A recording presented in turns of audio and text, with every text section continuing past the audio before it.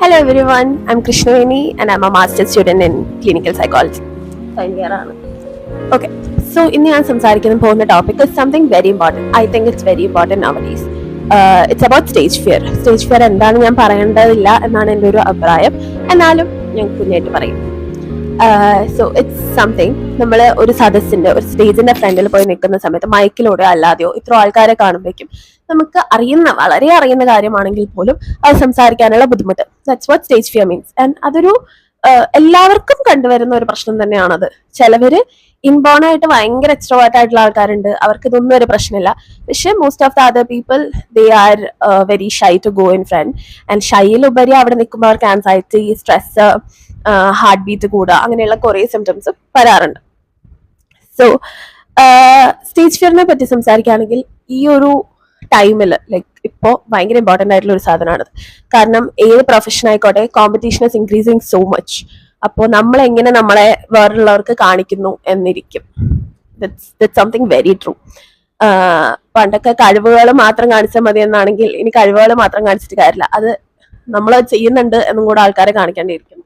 അല്ലാണ്ട് ഒരു professional growth is very എന്താ പറയുക, കുറച്ച് difficult. Okay, so I myself I am a huge example of a transition. ഒരു ഭയങ്കര സ്റ്റേജ് ഫിയർ ഉള്ള ഒരു കുട്ടിയിൽ നിന്ന് ഒരു സ്റ്റേജ് ഫിയർ ഇല്ലാത്തൊരു കുട്ടിയിലേക്കുള്ള ട്രാൻസിഷൻ്റെ ഒരു ഭയങ്കര ഒരു എക്സാമ്പിൾ ആണ് ഞാൻ. ഐ സ്റ്റിൽ റിമെമ്പർ, ഞാൻ 4th പഠിക്കുമ്പോൾ ഒരു പോം റിസൈറ്റ് ചെയ്യാൻ വേണ്ടിയിട്ട് സ്റ്റേജിന്റെ ഫ്രണ്ടിൽ പോയി നിന്ന് ഞാൻ ഇൻട്രോ പറഞ്ഞു തുടങ്ങിയപ്പോഴേക്കും ഞാൻ ഭയങ്കര എക്സൈറ്റഡ് ആയിരുന്നു അത് ചെയ്യാനായിട്ട്. അതിന്റെ ഫ്രണ്ടിൽ ചെന്ന് ഇൻട്രോ പറഞ്ഞു കഴിഞ്ഞപ്പോഴേക്കും ഞാൻ എക്കോ കേട്ട് പെട്ടെന്ന് നോക്കിയപ്പോൾ ഫ്രണ്ടിൽ ഫുള്ള് പിള്ളേര്, സ്റ്റേജ് ഗ്രൗണ്ടിൽ ഫുള്ള് പിള്ളേരും എനിക്കറിയാവുന്ന ടീച്ചേഴ്സും അവിടെ പോയി ആ മൈക്കിന്റെ ഫ്രണ്ടിൽ വന്ന് ഞാൻ കരയാൻ തുടങ്ങി. സോ അവിടെ നിന്നായിരുന്നു ഞാൻ സ്റ്റാർട്ട് ചെയ്തത്. പിന്നെ ഒരു 4-5 കൊല്ലത്തേക്ക് ഞാൻ മൈക്കിന്റെ പോയിട്ട് സ്റ്റേജിന്റെ അടുത്ത് പോലും ഞാൻ പോയിട്ടില്ല.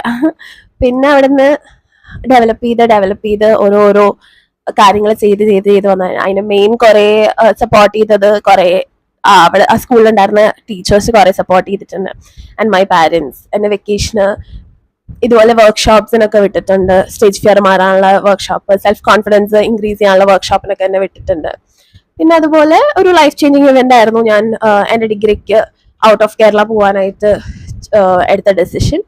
സോ ബാംഗ്ലൂർ ക്രൈസ്റ്റിലാണ് ഞാൻ പഠിച്ച ഡിഗ്രി. അപ്പോൾ അങ്ങോട്ട് പോയപ്പോൾ നമുക്ക് ഈ പ്രസന്റേഷൻ എന്ന് പറയുന്ന സാധനമൊക്കെ ഡേ ബൈ ഡേ പ്രസന്റേഷൻസ് ആണ്. അപ്പോൾ നമ്മൾ ചെയ്യുന്നു. എൻ്റെ ക്ലാസ്സിൽ ഡിഗ്രി പഠിച്ച സമയത്ത് there 92 students in my class. ആ 92 പിള്ളേരുടെ മുമ്പിൽ വന്നിട്ട് ചെയ്ത് നമുക്ക് ശീലമായി. പിന്നെ അത് കൂടാതെ ക്രൈസ്റ്റിൽ തന്നെ എക്സ്ട്രാ കരിക്കുലർ ആക്ടിവിറ്റീസ് ആയിട്ട് അവിടെ ഒരു കമ്മിറ്റി ഉണ്ടായിരുന്നു, SWO, student welfare office. University fest events ഒക്കെ നടത്തുന്ന ഒരു സ്ഥലമാണ്. അവിടുത്തെ വോളണ്ടിയർ ആയിട്ട് ഞാൻ കയറി. Then I became sub head, then I became head. ഞാൻ ഗ്രാജുവേറ്റ് ആയപ്പോൾ ഞാൻ ഹെഡ് ആയിരുന്നു അവിടുത്തെ ഒരു കമ്മിറ്റീന്റെ. സോ അതൊക്കെ ഭയങ്കരമായിട്ട് എന്നെ ഹെൽപ്പ് ചെയ്തു. കാരണം നമ്മൾ നേരിട്ട് ക്രൈസ്റ്റിന്റെ വൈസ് ചാൻസലർ അവരോടൊക്കെയാണ് നമ്മൾ സംസാരിക്കുന്നത്. ഞാൻ ഒരു ഹോസ്പിറ്റാലിറ്റി കമ്മിറ്റി ആയതുകൊണ്ട് തന്നെ അവരെ വെൽക്കം ചെയ്യുക, അതൊക്കെയായിരുന്നു എൻ്റെ ഡ്യൂട്ടീസ് ഒക്കെ. സോ അവരായിട്ടൊക്കെ നമ്മൾ നേരിട്ട് അപ്പോൾ ഇത്രയും വലിയ അതോറിറ്റി ഫിഗേഴ്സ് ഒക്കെ ആയിട്ട് നമ്മൾ സംസാരിക്കുകയാണ്. So that all help me in my personal development. പിന്നെ അത് കഴിഞ്ഞ് എമിറ്റിയിൽ വന്നപ്പോഴായാലും day by day presentation seminars ഒക്കെയാണ്. സോ ഈ എക്സ്പോഷർ മെയ്ഡ് മീ ദിസ്. ഇപ്പോഴും സ്റ്റേജിന്റെ മുന്നിൽ പോയി നിൽക്കുമ്പോഴേക്കും സ്റ്റേജ് ഫിയർ ഇല്ല, പക്ഷെ I have a little bit of anxiety. I not എല്ലാം മാറി ഇപ്പൊ സൂപ്പറാ എന്ന് ഞാൻ പറയില്ല. I have a little bit of anxiety. But that's about thinking like will it B good, നല്ലതായിരിക്കുമോ, ഞാൻ പ്രിപ്പയർ ചെയ്തതൊക്കെ എനിക്ക് ചെയ്യാൻ പറ്റുമോ. That's how I think. It's not like അയ്യോ മൈക്ക്, അങ്ങനെയല്ല. It's now it is prepare ചെയ്താൽ മര്യാദയ്ക്ക് ചെയ്യാൻ പറ്റണം. അതുകൊണ്ടൊരു ചെറിയൊരു ആൻസൈറ്റി ഉണ്ടാവാറുണ്ട്. But my stage fear when down ഭയങ്കര ഡൗൺ. അത് പോയിട്ടുണ്ട്, ഉറപ്പാണ് എനിക്ക്.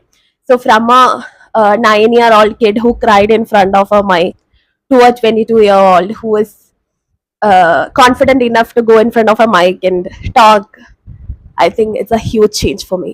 And I thank all the people who stood with me for this journey. അപ്പോൾ ഇനി ഇങ്ങനെ സ്റ്റേജ് ഫിയർ ഉള്ള ആൾക്കാരോടും അതുപോലെ തന്നെ കുട്ടികൾക്ക് സ്റ്റേജ് ഫിയർ ഉണ്ടെങ്കിലൊക്കെയാണ് ഞാൻ പറഞ്ഞിരുന്നത്, ഒരിക്കലും അവരെ തള്ളി ഫോഴ്സ് ചെയ്ത ഒരു കാര്യത്തിന് വിടരുത്. നിങ്ങളുടെ കുട്ടികളെ നിങ്ങൾക്ക് കൂടുതൽ അറിയാം. ഞാനിപ്പോ എനിക്ക് എല്ലാ കുട്ടികളെയും ജനറലൈസ് ചെയ്ത് പറയാൻ പറ്റില്ല. കാരണം ഞാനെന്ന് പറയുന്ന ഒരു കുട്ടി വാസ് ഓൾവേസ് സമ്മൺ, ഒരു പുഷ് ഉണ്ടെങ്കിൽ ഞാൻ പോയി ചെയ്യും, അങ്ങനെയുള്ള ഒരു കുട്ടിയായിരുന്നു. അപ്പൊ അതുകൊണ്ട് തന്നെ ടീച്ചേഴ്സ് പുഷ് ചെയ്തു, അമ്മ പുഷ് ചെയ്തു, അച്ഛൻ പുഷ് ചെയ്തു. ഈ ടൈമിലൊക്കെ എനിക്കതൊരു എൻകറേജ്മെന്റ് ആയിരുന്നു. പക്ഷെ ദേർ ആർ പീപ്പിൾ ഇങ്ങനെ മൈക്കിന്റെ ഫ്രണ്ടിൽ നമ്മൾ പുഷ് ചെയ്തൊക്കെ വിടുമ്പോൾ അത് അവർക്ക് ട്രോമാറ്റിക് എക്സ്പീരിയൻസസ് കൊടുക്കാൻ സാധ്യതയുണ്ട്, അതുകൂടെ ഫുൾ പേടി വരാൻ സാധ്യതയുണ്ട്. സോ ഇങ്ങനെയൊക്കെയുള്ള കുട്ടികളുണ്ട്. സോ നിങ്ങളുടെ കുട്ടികളെ നിങ്ങൾക്കാ കൂടുതൽ അറിയാം, ഞാൻ ജനറലൈസ് ചെയ്ത് പറയാൻ പറ്റില്ല എനിക്ക്. So if you know your kid well, you know how it will work for them. Okay, അവരെങ്ങനെ പുഷ് ചെയ്യേണ്ട ആൾക്കാരാണോ അതോ ഇനി കുറച്ച് പതിയെ പതിയെ പതിയെ എല്ലാം ഇൻട്രൊഡ്യൂസ് ചെയ്യേണ്ട ആൾക്കാരാണോ എന്ന് നിങ്ങൾക്ക് അറിയാൻ പറ്റും. സോ അതനുസരിച്ച് പ്രവർത്തിക്കുക. പുഷ് ചെയ്യേണ്ട ആൾക്കാരാണെങ്കിൽ give it a push, slight ആയിട്ട് പുഷ് ചെയ്ത് കൊടുക്കുക ഓരോരോ ഇവന്റ്സിനും കാര്യങ്ങളിലും ഒക്കെ. പിന്നെ കുറച്ച് അങ്ങനെ പുഷ് ചെയ്താൽ ഭയങ്കരമായിട്ട് പേടിയുള്ള കുട്ടികളാണെന്നുണ്ടെങ്കിൽ പതിയെ പതിയെ ഇൻട്രൊഡ്യൂസ് ചെയ്ത് കൊടുക്കുക, ഓരോന്ന് ധൈര്യം കൊടുക്കുക, മോട്ടിവേറ്റ് ചെയ്യുക, പേടിക്കണ്ട എന്നുള്ള കാര്യങ്ങളൊക്കെ പറഞ്ഞു കൊടുക്കുക. പിന്നെ ഒരു പ്രശ്നം ഉണ്ടെങ്കിൽ ഇങ്ങനെ മൈക്കിന്റെ ഫ്രണ്ടിൽ പോയിട്ട് ശരിയായില്ല എന്നുണ്ടെങ്കിൽ blaming, please avoid blaming. Blame ചെയ്യരുത്, അതിന് പകരം പറഞ്ഞു കൊടുക്കുക, ഇത് പോയി next time will catch it up എന്നുള്ളത് പറഞ്ഞു കൊടുക്കുക. അത് നിങ്ങൾ ചെയ്യുക. പിന്നെ ഇതുപോലെ വർക്ക്ഷോപ്സ്, ചെറിയ ചെറിയ വർക്ക്ഷോപ്പും സെൽഫ് കോൺഫിഡൻസ് ഇൻക്രീസ് ചെയ്യാനുള്ള കുറച്ച് ക്ലാസ്സും അതിനൊക്കെ വിടുക. That's very very good. പിന്നെ അതുപോലെ എൻകറേജിങ്, മോട്ടിവേറ്റിംഗ്, അവർ നിങ്ങൾ കൂടെയുണ്ട് എന്നുള്ളത് അവർക്ക് മനസ്സിലാവുന്ന ഒരു സമയം അങ്ങനെ ചെയ്യുക.